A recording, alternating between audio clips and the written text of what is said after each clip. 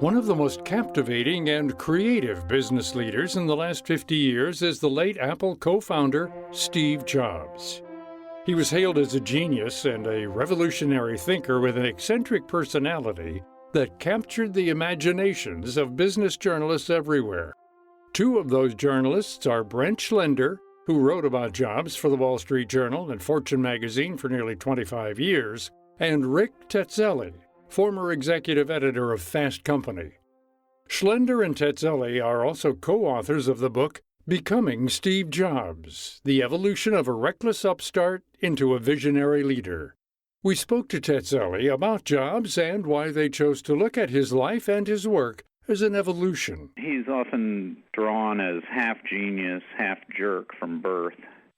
That's not accurate. He changed a lot over time. The other reason that we called it Becoming Steve Jobs is because Buddhism was an important part of his life early on, and there's this idea there that you're constantly in a state of becoming. You're never sort of one fixed person. You're always evolving. My co-writer, Brent Schlender, knew Steve for 25 years. He covered him for the Wall Street Journal and for Fortune magazine, and he felt that was true of Steve. He believed that Steve had changed more than any other businessman that he covered. Tetzelli says that they didn't spend much time on Jobs' childhood, but instead chose to concentrate on his business life with Apple and beyond. He says that when Apple began, Jobs' management style got results, but at a steep cost to his workers and the company. In his first incarnation as Apple's leader, he was actually only CEO for 2 months, he was a very divisive figure there. His brilliance was in leading small groups of people and motivating them through a really aggressive, harsh management style that burned them out. People, after the Mac was done, those people didn't do a lot of great work at Apple after that. In 1985, Jobs was sidelined at Apple and left the company. Tetzelli says that his removal was not a happy time for him as he traveled the world. At first, he was in agony. We spoke to a couple of people who worried that he was suicidal. One woman, Susan Barnes, who was the chief financial officer at NeXt and was the financial leader of the Mac team, said that he called her from overseas. He took some time that summer and traveled around Europe. He called her, and she hung up and was really worried about him. It was a real blow to him. And this was the company that he had founded when he was very young, when he was 21, and he had sort of grown up, and his identity was deeply tied into it. And he'd been told he wasn't good enough for it anymore. He wasn't good for the company. He came back from his trip, saying that he had learned from his time at Apple how not to manage a company. Tetzelli says, though, that when he started NeXt, another computer company, he was making a lot of the same mistakes. The management style was part of it. He was also spendthrift. Startups thrive by it being a small group of people working on a tight budget and being incredibly smart about what they're doing and effective and efficient. He had big money from the beginning, his own money, and then he had $200 million from Canon Computer, and he had millions of dollars from Ross Perot. So there was an expenditure problem, and he had grand visions. He told Brent that he was building a payroll system for $1 billion company, but his company never recorded more than $100 million in sales. The NeXt Computer was geared toward education and business, but Tetzelli says it was too expensive for the education market, which wasn't that big in the first place. Tetzelli says that the NeXt Computer cost $7,000 to buy and didn't do much more than the $2,000 workstations on the market. When he left Apple, he took 5 key employees with him, and one of them was a man named Daniel Lewin, who had been central in setting up Apple's sales to the education world. And Lewin tried to do some of the same things he had done at Apple. But he was undermined in the sense that he told the schools that NeXt was going to create a cheap computer. It didn't do that. He told the schools that they would get their computer in 2 years. They didn't come close to matching that deadline.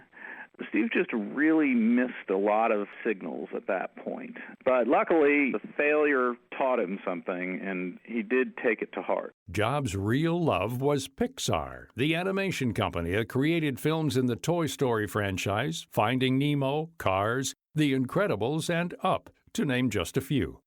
Jobs invested in Pixar before it became the success that it is today and served as its chief executive. Tetzeli says that his relationship with the staff at Pixar was much different than it was at Apple and NeXt, and it forced him to sit back, watch, and learn how to foster creativity in others. He learned so much by watching Pixar, and the thing is, he had to watch Pixar. He couldn't meddle in the details at Pixar because Pixar was run by a very, very strong manager named Ed Catmull. And Catmull kept Steve at arm's length, even when the company finally got around to making movies. Steve was not allowed into the meetings where the directors and the animators critiqued the dailies or the stills, what the animators had produced. He was always kept on the outside, so he really had to watch Ed Catmull brilliantly manage a group of creative talents. So was it good that Jobs was sidelined at Apple? Tetzeli says probably, especially when you consider how the company took off again when he returned. Steve and his crew, they always had made the software to go with the hardware. They made the whole widget, as they said, and they started to make applications, and they made one for movies. It was a good piece of software, but his execs said, Steve, we're missing the boat here. Movies is not where the action is. The action is in music. And it took him a little while, but then he's like, oh, you're right. And so then he had this great management team, and they could turn on a dime, and they started making iTunes software. And that led eventually to the iPod, and that eventually led to the online app store. And so even though it's a big departure from just making a computer, it does follow naturally. And that's what Apple is known for today, the experience as much as the actual product of iPhones, iPads, and the apps that make them work.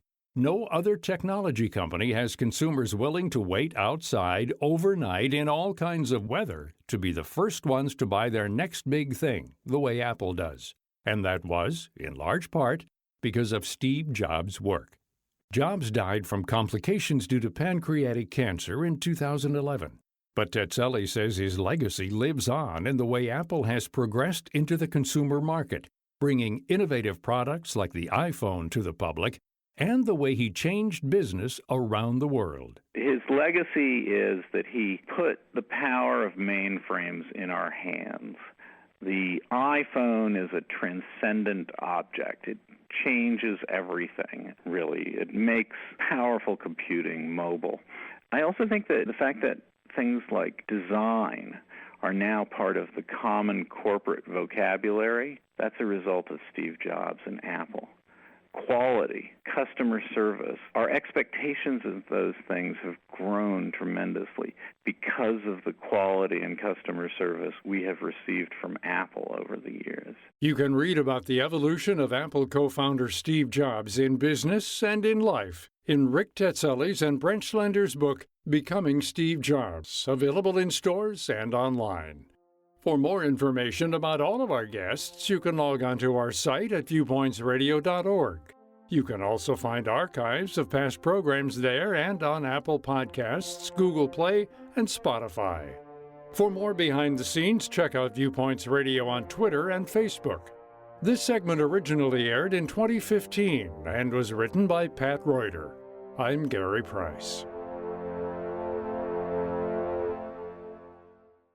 As many as 89% of hospitalized COVID-19 patients are at risk of a complication called cytokine storm, a leading cause of COVID death. But there's good news. Hospitals across the U.S. are enrolling patients in a trial evaluating lenzilumab, an investigational treatment designed specifically to stop this storm, even with only 1 day of treatment. Dr. Cameron Durant, CEO of Humanigen, the company developing lenzilumab. Having a therapeutic that can significantly reduce the time to recovery from COVID-19 and send patients home earlier could dramatically impact the arc of this pandemic. Participating in the study means access to a potential treatment option in addition to standard of care therapies. Trial participant Mark Baranski shares his experience. I don't know if I received linzolumab or not, but I viewed the trial as doing everything I could for my recovery while contributing to the fight against COVID-19.